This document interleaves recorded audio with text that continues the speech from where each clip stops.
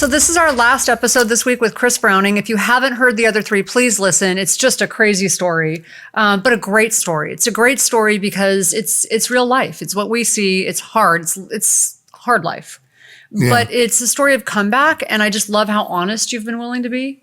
It's been so great. Your story with addiction, your recovery, and we got to scan your brain and show you how much better it can be. And we're going to rescan you in a couple months. Yeah, well, that was a little disconcerting when your husband's like, yeah, we took a picture of your brain. But I know it can't be the worst. No, not even close. And and he even said one thing he did say, because people always latch on to that part. Yeah. So let me remind you. Especially an alcoholic. Right. So let me remind you of the part where he said, considering, obviously you have been not bad to your brain for 15 years. Now you've been really trying to be good to it. And so that's why it looks as good as it does. And we're not past the point of no return. Absolutely not. That's what you have a lot of hope. I got hope. And it's not going to take that long. And there's stuff we can do. Yes. And that means I get to come back. I get to do by the way, thank you. Absolutely. These people are wonderful. And I don't know how I manifested you, but thank you for showing up. Thank you. And we're grateful to you as well. This is going to help a lot of people. I'm serious. I'm really grateful to you also. Well, I'm volunteering, if there's ever anything more I can do in this thing, please ask. Thank you. Because it helps me, keeps me sober. Well, and that's what we're talking about. We're talking about purpose. Yeah. Well, that's the thing. It's like it wasn't like I'm not just this purposeful Gandhi of a guy. I'm an alcoholic and a drug addict. So I'm selfish and self-centered by nature. That's my default mode. So I finally got willing and humble enough to take suggestions and direction from other people. And I stuck around for 3 months and started getting the rewards that, the things that I'd never felt before. I'd come around, try to get sober for a month or two and just be miserable, called white knuckling, And I was like, and it's a feeling when you know for a fact you're going to use again. You're getting together with people in recovery and you're like, yeah, they have something. I don't have it. I'm not done. I know and it's a horrible feeling. And so when I finally got 3 months, I was comfortable enough in my own skin and I was looking people in the eye, and I didn't have a secret. There wasn't anything on my breath. There wasn't anything wrong with my pupils. This is me, like it or not, take it or leave it. And it was something that really puts you back straight, and puts a bounce in your step. It gives you a confidence. It gave me one that I'd never had before. So, and that came from taking direction from these people that have been doing it a while. Right. And one of the things I used to hear from people like old timers, as they say, people who've been doing it sober for a while. One of the things I would hear would be, you know what, kid, I think you might be too smart to get this thing. And I was like, well, that's a really good point. Yeah. And that was definitely the root. Because you could rationalize why. Yeah, I would do it. I'd think my way out of it and go, yeah, I don't need to do all that. I'll do some of that and a little bit of that, but all of those, nah, I don't need that because I'm smarter than everybody, And that kept me in a lot of pain for a lot of years. But the other thing was quit whining, go help somebody. Yeah. And I don't know why it works. I don't do it because I'm Gandhi. I do it because it feels good. Because I'm an addict. I'm all about feeling good. And I never would have thought that it could feel so good to help people. Right. But it's awesome. It really does, doesn't it? Yeah, well, that's what we try and tell people. If you are trying to recover from whether it's depression, substances, I don't care what it is. If you go help someone, it takes you out of yourself. Yeah. It takes you out of yourself just for a little while. Yeah. And it can make you grateful for something. Yeah. And purposeful people live longer. Yeah. And they're happier. And stuff comes to you. Yeah. For it's like the universe is going, I see what you're doing and I'm going to reward that. You're around people that are positive things happen for you. Yeah. So that there's a lot of selfish reasons that I do it. But I opened a treatment center my first wife and I and another couple, we were asked to open a treatment center in Taos, New Mexico. That was like the best year. I was around for a couple of years, but the opening of that. Yeah. Once we got the patients and parents and all that involved, it stopped being fun. Right. But it's work now. But building it, building it and being there, and that you're just knowing that you're doing something to help people. It was one of the best years ever. Well, and even when I was trying to schedule your appointment to come down here and be on the podcast and get your scan, you were funny. You're like, well, I'm feeding the homeless on that day, so we were trying to schedule. I'm like, that's cool. Like that's that's what you're doing. Well, and so that just comes from there's people that like Donna Jericho. Yeah, she's that we just did this movie with, and she's the one that told me about it, and I'm like, I do that. Mm-hmm. I do that every year. I'm doing that. I didn't know that she was going to be at it as well, but it's like, yeah, well now we're definitely going to do it. Yeah. And it's just, and they asked me, there was a lot of press there, and they asked me about it. Why here, and why are you doing this? And I said, because I've been in this line. I've been in this line, and now I'm in a line of plate runners, or in the back doing, steamed vegetables or whatever in my place in line and whatever. But I've been in that line, and how can you not if you've never been in that line? And most of those people, it's funny because other people see you, they know you, and Hollywood's all about who's who. But a lot of those people, they don't care or they don't know. They're too gone. They're too hurt. They're too down. But you're still there helping them. Yeah. They're not feeding your ego. They're just there. Yeah, no. In fact, a lot of them are really just not grateful at all. No. Some of them are just, they treat you awfully. Yeah. But they're just really in pain. But they're like you said before, their souls have been hijacked. Their brains have been hijacked. Yeah. So see, that's something we know. Yeah. Those drugs hijack your brain and your soul. Oh yeah. I've been very selfish and entitled and rude, and had, been in that place before where you just want to bitch about something, and I don't know. It's just something good always comes of it. And it's that's it. It's not, I heard a good, humility isn't thinking less of yourself. It's thinking of yourself less. Yes. And I love that. Because if I'm thinking about someone other than myself, good's going to come from it. Yes. If nothing else, because I've stopped thinking about myself. Yes. Just if that's all, it's better. I totally agree with you. And it's not always easy to do. It's because we're all a little bit selfish. So, but that's why taking those steps, to be intentional and be purposeful with other people and help other people are so important, because it takes you out of yourself. Yeah. Well, I think you have to be, you have to be doing that for yourself. If you're anything though, if it's trying to get in shape or trying to get sober or trying to, whatever, if you're doing it for someone else, it better be about you before too long. Yeah. Because it just doesn't work. That's what we often say is you've got to get your why right, or you'll never do the what. You got to get the why right. Yeah. So your why has got to be big enough to move the what. Yeah. And I've seen it work where people, they try to get sober because of a spouse or a nudge from the judge, that it's like, you want to go to prison, you want to do this, or you want to go to jail, or you want to go to treatment. And so a lot of time, I don't care what gets you in the door, but it has to be you that stays there. It's got to be for you. And plenty of people, myself included, have needed it. Yeah.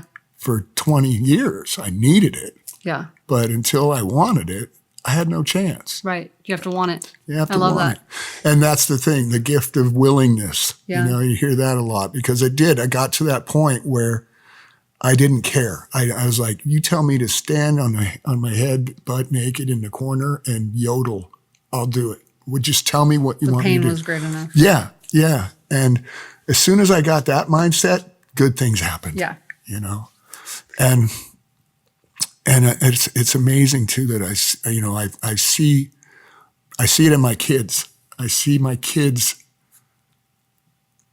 doing lovely things because it's being modeled for them. Because I'm sober. Yes. Yeah. And because you're modeling it for them. Yeah. And just think how far ahead of the game they're going to be. So one of the things, my book that I'm writing right now, which is really funny, we haven't talked much about, some of the differences in our lives. The book I'm writing right now is about breaking that cycle in the next generation. And it's based on my life story, which was pretty ugly. But mine starts off with, I'm just going to say it. I was a judgmental witch. Okay. So I'm sitting in front of a bunch of drug addicts. That's when I had my epiphany. I was teaching, I was speaking at the Salvation Army to 200 addicts. And I am having the most vile thoughts. I'm angry. I left and I told Daniel, I can't do this anymore. I cannot do this. I cannot come back. And I started crying. And he goes, why? And I go, because I don't like these people. And I don't have empathy. I don't have compassion. I can't help people. And I told him, I looked at him, I said, God picked the wrong person. And if you know my husband, which most of the listeners know something about him, he's got this very sweet, empathic little smile that only psychiatrists and husbands have, I think. It's so annoying. It's like really annoying. Honey, God, right. Yes, God picked the perfect person. I'm like, ugh. And I was just fighting that because, but then that's how my book opens. And then it flashes back to my childhood where my uncle was murdered in a drug deal. And, I got people breaking in my house, my mom shooting the gun in the house. And I mean, there's a reason that I felt that way. Yeah. It didn't just start out of nowhere. Yeah. And but it ends with this epiphany that I have that if, like I said a prayer and somehow that prayer was answered. Now, all of a sudden I looked out and I didn't see them or addicts.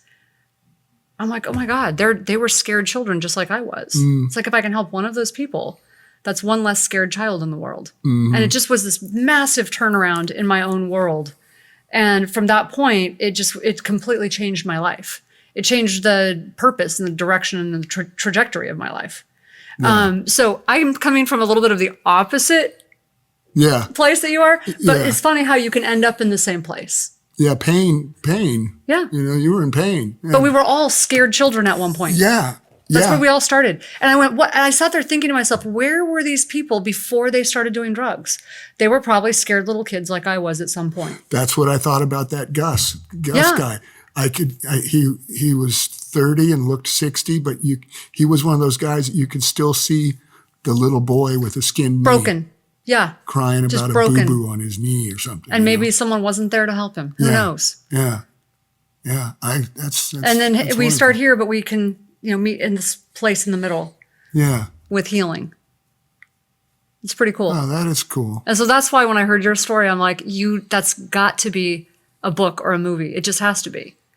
It's like the other side of the fence from mine, and it's just an amazing story. Well, I want to do it. I mean, you heard it here first. I'm going to write a book, and it's because I pushed him. and but you brought it. You brought it to Daniel, and he's like on board, and it's like you guys just decided, no, we're going to help him make this happen. Yeah, I want to hear from you guys. How many of you, if not yourselves, have someone you love that this is a story that you can relate to, right? So either my story, which you were on the other side of it and you're judgmental and you don't want to help and you don't want to get involved because you're scared, or you are the person who really has struggled and either you haven't come back from it yet, or you're trying to find a way back from it, or you have come back. Almost everyone's been touched by it. So would love to hear your comments, your questions. We love to read your questions. When we're not having a guest, we answer questions and talk to our people. So I want to come back and read us. questions. I would love that. Okay. Yeah, when you come back to do your scan, let's do that. Yeah. All right, so send your questions in because Chris Browning is going to help us read them. It's not going to be, my book isn't going to be some how-to by the guy who figured it out because I am far from that guy. No, we want to hear your story. Yeah, I'll tell you my story, but I'm one stupid mistake away from being right back on the streets. That's just. But knowing that is probably part of what keeps you. Knowing that, yeah. Rather than being bulletproof like I was before, where it's like, no, I can do this. I won't get addicted. I can, there was all these lines in the sand that I was wiping them and making new lines like every week. I was doing that, but I'll never do that. Yep. And next week I'm doing that and going, but I would never. But that's the bar's here now. But then. Yeah. You know what you hear about reaching bottom, we've reached your bottom when, whatever. Best definition I've ever heard for the bottom is You've reached your bottom when circumstances around you are declining faster than you can lower your standards. Isn't that great? That's pretty Because I couldn't keep up with the lines. It's like, oh, forget it. just let it go. I'm a piece of So now I have no standards. I have no standard. Wow, that's pretty honest. There are some I never things that I'm proud of as far as, because I saw a lot of people, and especially in jail, I saw a side of humanity that I don't even like knowing that those people that really exist. There's some dark, dark people and just dead on the inside killers. And there's a lot of things that I didn't ever do. I never victimized people.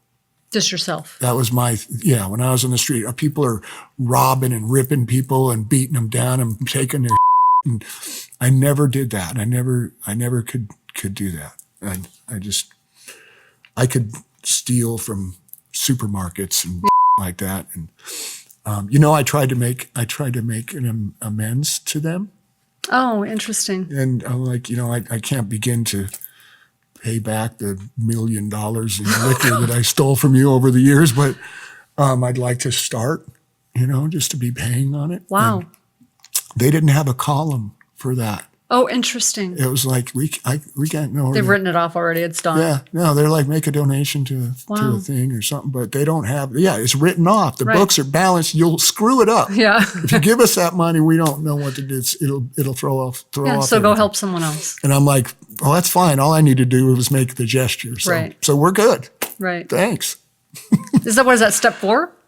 9. 9. Okay. Yeah. Interesting. In 12-step programs, Yeah. which I'm not, endorsing or denying or what is the word? I can either confirm or deny. Yeah. I don't care what people do to get sober. I just, everybody's program is different. Some people, they do this kind of thing and they supplement it with this spiritual belief and this pursuit. And I don't care what anybody's thing is. If you're not lying, cheating, and stealing and using, then more power to you. Right. Whatever it is, whatever your little thing is, that's, if I can lay my head down and go, I didn't lie, cheat, or steal today.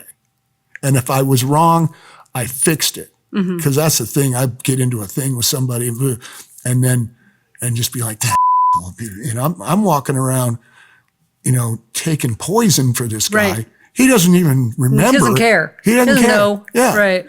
And so now I gotta go, hey, that thing, I was out of line, man. I'm sorry, whatever. And then it's clean, and I don't have to. That's not on my list when I go to bed. I'm not carrying that. Yeah. And that's been a big thing because I'm that guy that can hold on to that for a long time. And the thing that I noticed about you when I met you was just how raw and open you were, and I appreciate that. So that was just a really nice quality to meet in people because you don't see it very often. And someone who's just really it's funny when you talked about not being comfortable in your own skin because the word I would use is comfortable in your own skin. No. That's how you seem to me. So you were just completely wide open with who you are. And that's just not, most people are trying to. Really? Most people are wearing facades like crazy. I'm. Yeah. So it was really refreshing. I'm totally petrified in here right now. Yes, you don't seem that way. You're just telling us everything. Because I'm an actor. Right. Well, we appreciate. You think I'm well adjusted and comfortable. No, I'm much more so today. Well, and we just really appreciate this. I love the saying, pain shared is pain divided.